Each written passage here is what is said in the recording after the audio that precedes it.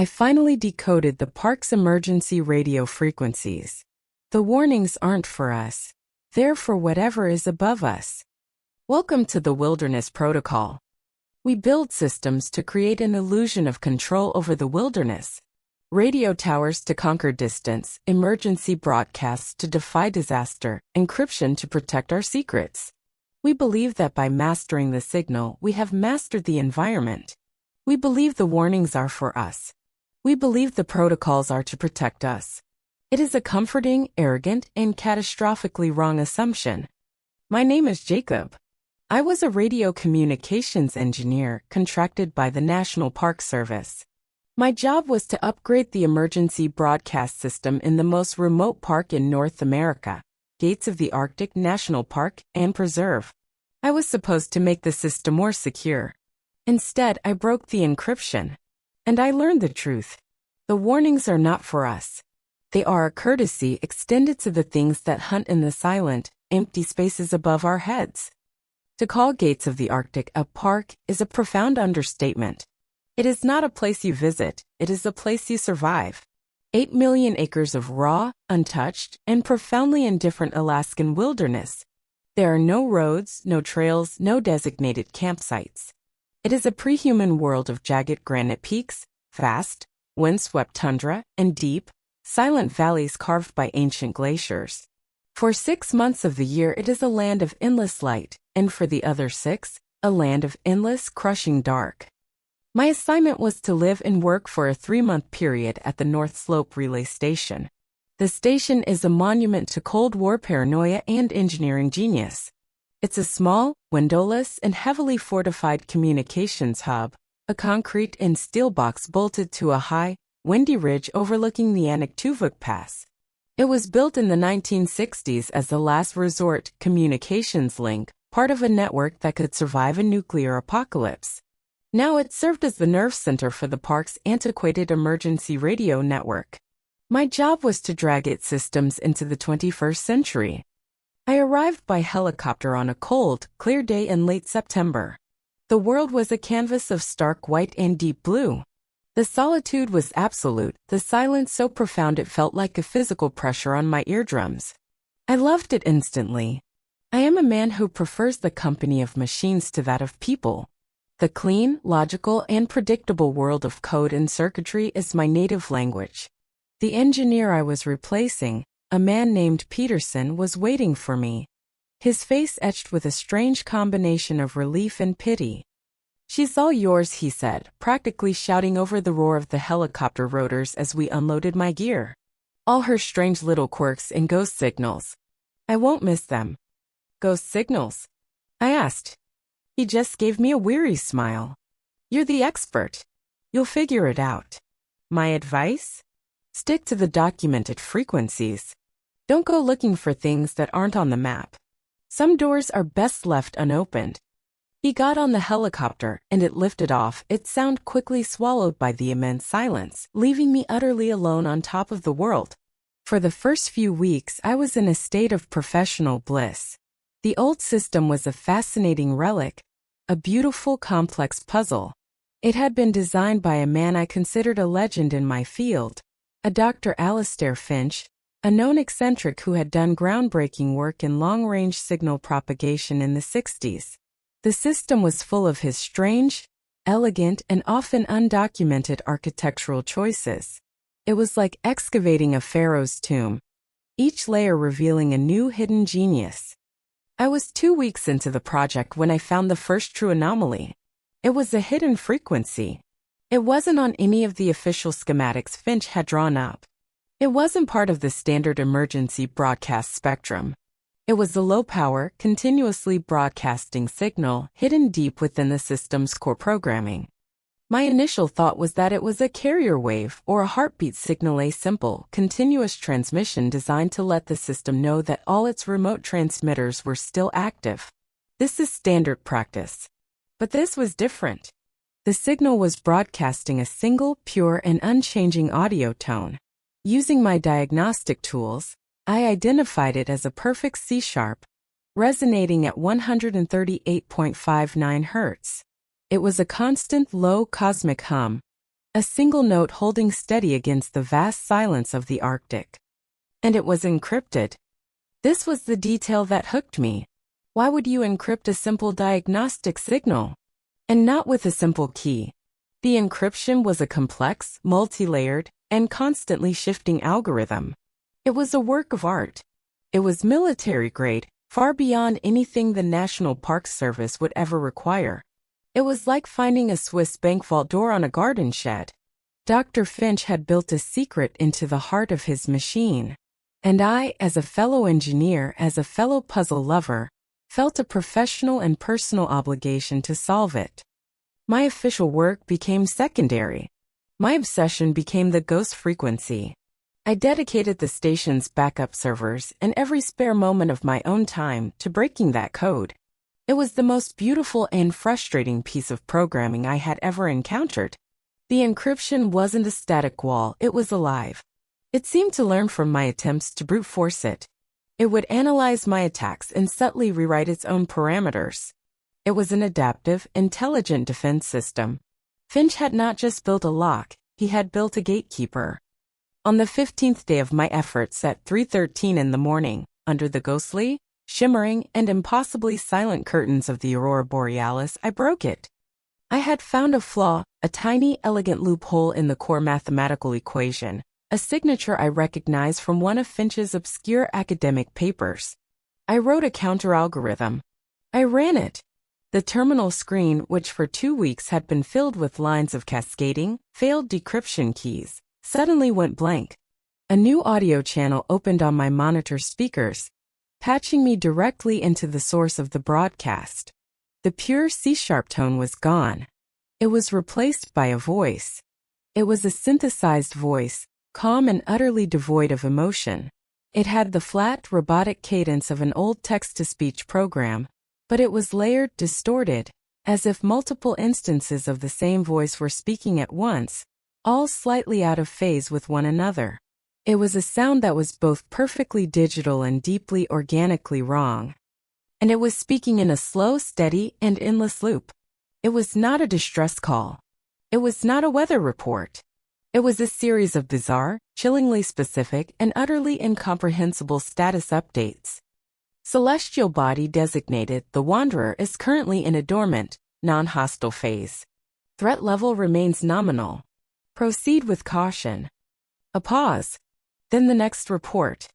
Temporal distortion in Sector Gamma, 7 of the Cascade Range has subsided.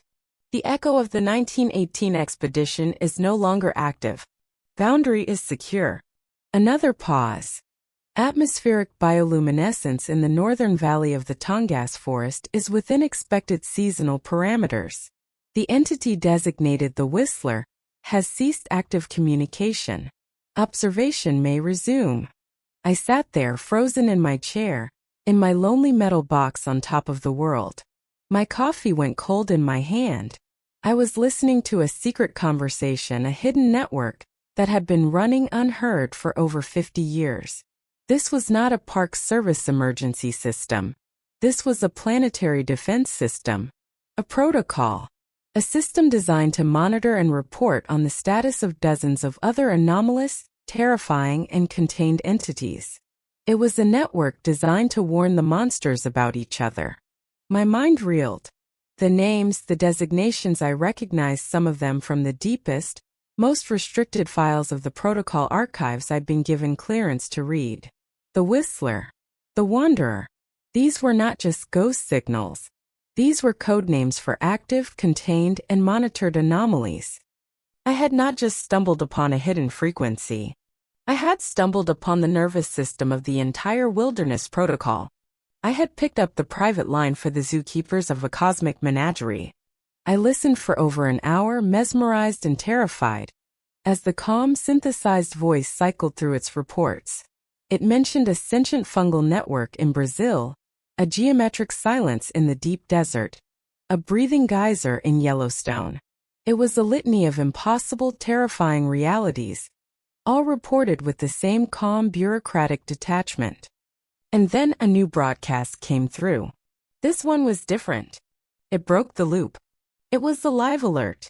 A piercing two-tone alarm, the kind I had only ever heard in drills, echoed through my speakers, followed by the synthesized voice. But now there was a new, almost imperceptible note of urgency in its robotic tone. Warning, it said. High-energy extrasolar object has breached the heliopause and has deviated from its predicted trajectory. It has altered its course. Designation: the Hunter. It is now on a direct intercept course with this terrestrial sphere.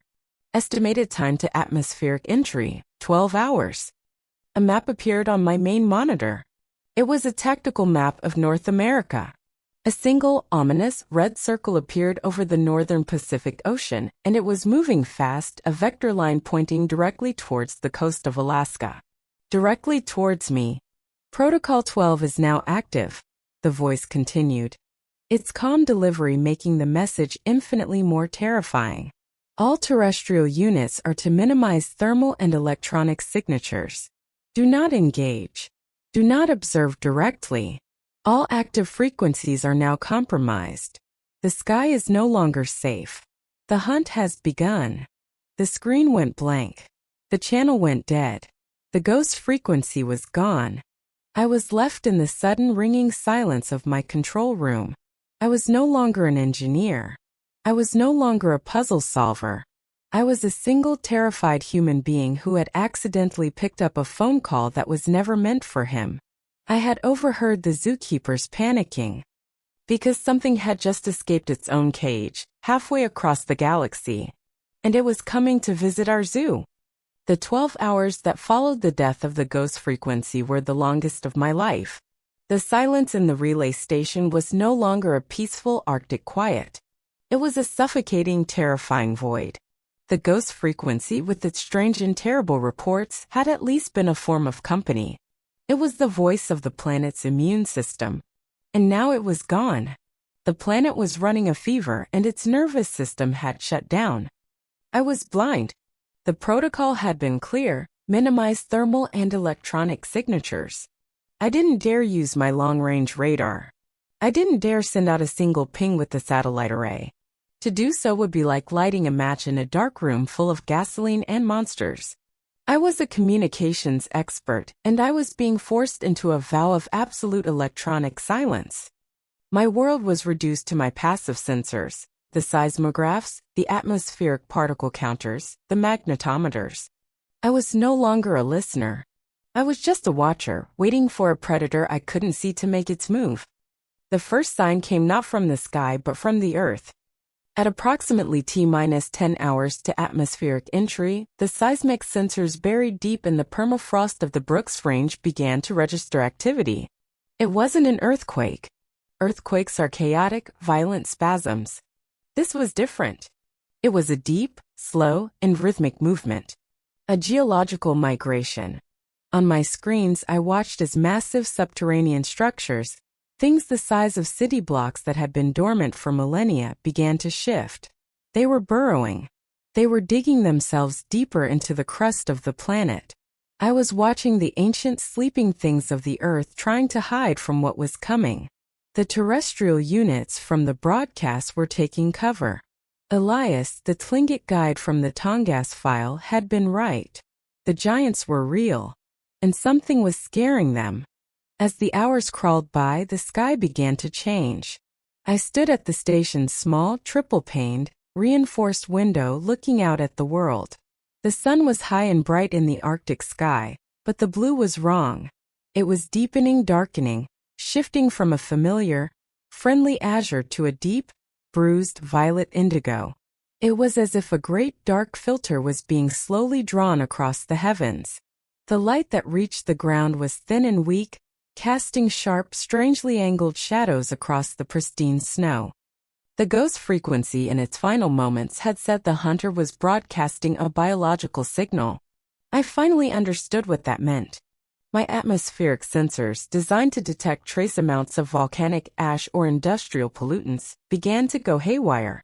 They were detecting complex, aerosolized proteins in the upper stratosphere. It was not a gas. It was a scent. A spore. The hunter was scent marking our entire planet from orbit, a cosmic predator announcing its presence to every living and unliving thing on the surface. and the things on the ground were reacting. The reports I had intercepted flashed through my mind. The whispering pines, the breathing geysers, the silent echoes. I pictured them all across the globe, sensing this alien scent on the solar winds. I pictured them all ceasing their own strange activities, hushing their whispers, stilling their breath, and hiding. The entire secret, monstrous ecosystem of our planet was cowering in fear. At T-3 hours, the observer's protocol, do not observe directly, became a moot point. The effects were no longer subtle. I was watching a live feed from a weather camera on a nearby peak when the image began to distort. A visible ripple, like a heat haze, but cold, washed across the landscape. The image on the camera wobbled, then tore, as if the very fabric of space-time was being warped. The magnetometer on my console began to scream, its needle pegging hard into the red. A massive gravitational and magnetic wave was washing over the planet. The hunter was no longer just in orbit. It was descending. I knew I shouldn't. I knew it was a violation of the only rule I had left. But I had to see. My curiosity, my human need to witness the thing that was ending the world, was too strong. The station was equipped with one last tool, a tool that was, I prayed, insulated from the nullification field. A high-powered remote-controlled drone, kept in a shielded hangar for inspecting the relay towers on the most inaccessible peaks. Its controls were on a closed, hardwired fiber-optic loop. It was my only eye left. With trembling hands, I input the launch sequence. The hangar door opened, and the drone lifted into the strange, purple-tinged air. The video feed filled my main monitor. I sent it flying west, towards the one place on the continent that seemed as alien and primordial as the thing that was descending into it. The Valley of 10,000 Smokes. A vast, volcanically active valley, 100 miles away, famous for its thousands of steaming fumaroles. The broadcast had said it was the hunter's chosen observation point. The drone soared over the vast, darkening landscape of snow and rock. The video feed was stable. The signal was clean. I reached the edge of the valley. I angled the camera down. The valley floor was a Dantean vision of steam and shadow. The dozens of fumaroles were all venting a thick, white steam into the twilight. But in the center of the valley there was something new. Something that did not belong. It was a hole. A perfect, circular, and impossibly black hole at least a mile in diameter. It was not a crater from an impact. The edges were too clean, too precise. It was as if a colossal, cylindrical core sample had been surgically removed from the planet's crust. Steam from the surrounding fumaroles, which should have risen, was instead being pulled down, pouring over the edge of the hole and into the abyss, vanishing into the perfect blackness. My God, I whispered to the empty room. I sent the drone lower, my heart pounding. The camera zoomed in, trying to pierce the darkness. As it got closer, I saw that the blackness was not an empty void. It was a surface. A smooth, non-reflective, obsidian-black surface that seemed to drink the light. And on that surface, things were moving. They were not creatures. They were lights. Hundreds of them. Thousands. Small, intricate, geometric patterns of light-pulsing hexagons, shifting triangles, spiraling nebulae of pure data, all moving in a complex, silent, and obviously intelligent conversation. It was like looking down at the circuit board of a god. It was the mind of the hunter. And then the mind looked back. A single, massive beam of a different colored light, a deep, predatory, and utterly malevolent crimson erupted from the center of the dark circle. It didn't shoot up randomly. It lanced through the sky with impossible speed and precision, and it struck my drone. The video feed on my monitor dissolved into a single, deafening scream of pure, white static. The connection was severed. The drone was gone. And the hunter knew I had been watching. I stumbled back from the console, my legs weak. I had broken the protocol.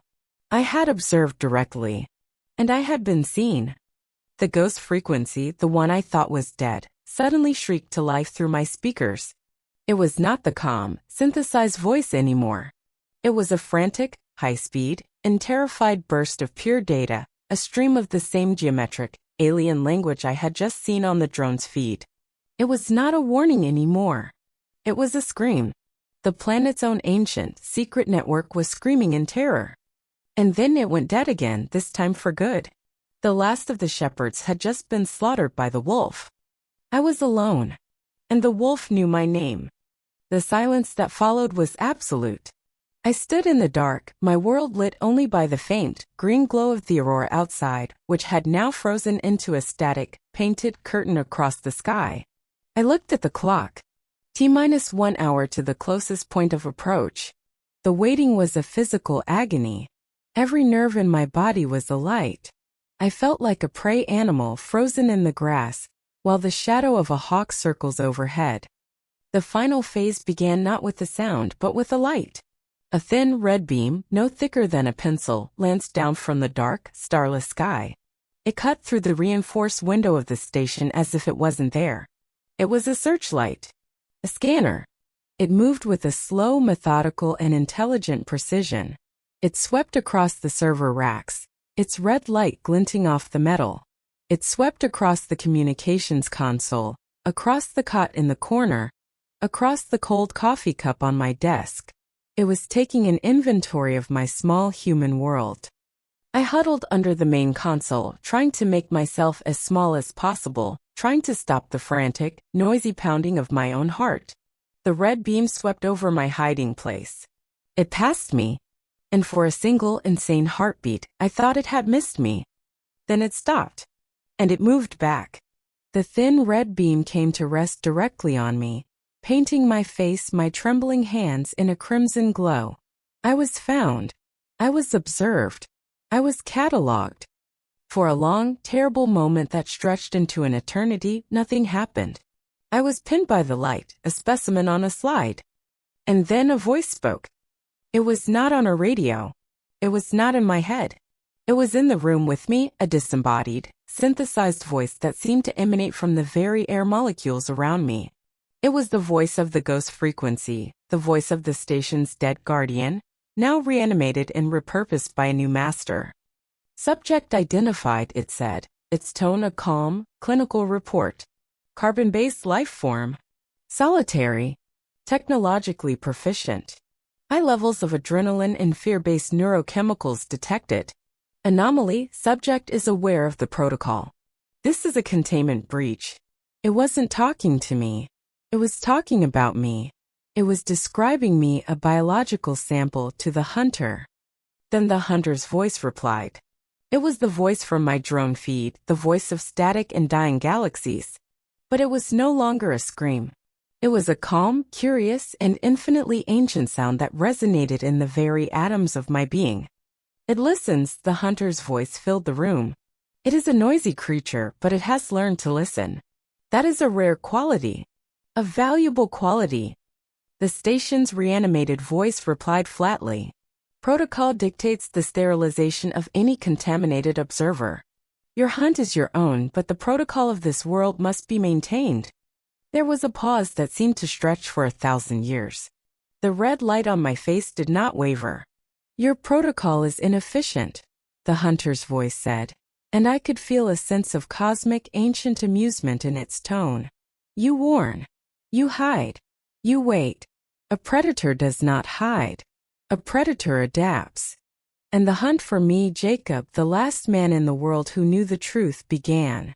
The red searchlight vanished, plunging the relay station back into the faint, ghostly green light of the frozen aurora. But the presence in the room did not leave. It was a suffocating weight, a palpable sense of immense, ancient, and deeply curious intelligence. The hunter was here, and its reanimated mouthpiece, the ghost of the station's own defense system, had just declared me a containment breach. The voice of the hunter, that sound of grinding galaxies and cosmic static, echoed in the room again, not with malice, but with a horrifying, dispassionate curiosity. It is afraid. It resonated in the very air. Its biological processes are chaotic, a symphony of fear, and yet it remains. It does not flee. It hides. It listens. This is an interesting deviation from the patterns of its species. The reanimated station voice replied, its tone flat and clinical. Deviation is a threat to protocol. The subject must be sterilized. The narrative must be contained. I was crouched under the console, my world reduced to a small space of concrete and shadow. I was listening to two godlike entities discussing my fate as if I were a microbe on a slide. Sterilization. Containment. They were talking about erasing me. I realized then that the ghost frequency, the planet's own defense system, was not my ally. It was not a shepherd protecting its flock. It was a gardener. A caretaker of a vast, secret, and anomalous ecosystem. And I was an invasive species. A weed. And the hunter was just a new, interesting form of blight the gardener had to contend with. Neither of them was on my side. Your methods are primitive, the hunter's voice stated. You cultivate a garden of quiet, fearful things. You prune any that grow too loud. You maintain a fragile, boring stasis. We do not. We hunt. We learn. We appreciate. A new, terrifying thought sliced through my panic. It wasn't just going to kill me. It wanted to understand me. The way a biologist dissects a new species. The valuable quality it had mentioned at me, ability to listen, my awareness was the very thing that had marked me as a specimen worthy of collection. The pressure in the room intensified. The concrete walls of the station began to groan. Not from a physical force, but from a localized warping of space. The air grew thick, and the metallic scent of ozone was overpowering. A thin crack appeared in the ceiling above me, not a normal stress fracture, but a clean dark line, as if reality itself was being sliced open. From the crack, a single drop of black viscous liquid like crude oil fell and landed on the floor beside me. It sizzled quietly, and the metal floor plate it touched began to corrode, dissolving into a fine gray dust. Another drop fell. Then another. It was not going to break down the door. It was going to unmake my sanctuary, molecule by molecule. It was taking its time. It was savoring the process. It was a predator, and it was playing with its food. In that moment, a strange, cold calm washed over me. The terror was so absolute, so all-encompassing, that it had looped back around to a form of pure crystalline clarity. I was going to die. That was a fixed point. The only variable left was how. I was an engineer. I was a problem solver. And my entire life had been spent understanding and controlling complex systems.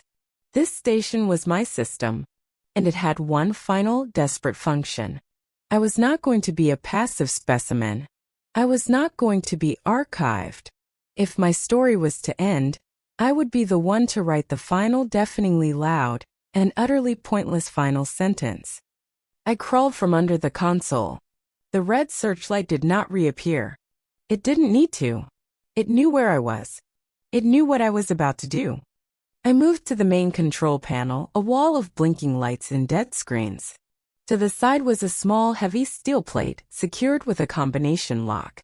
The self-destruct mechanism. A relic of the Cold War, a protocol for a purely human form of apocalypse. It was designed to overload the station's small, experimental geothermal reactor, creating a massive, conventional explosion, vaporizing the entire mountaintop and all its secrets. My hands, surprisingly steady, moved to the lock. The combination. For a heart-stopping moment, my mind was a blank. Then the name of the system's architect came to me. Finch. Dr. Alistair Finch. And with his name came the memory of his file, a piece of trivia I had read months ago. His birthday, August 6, 1945. The day of the Hiroshima bombing. A dark, strange irony that only a man like Finch would appreciate.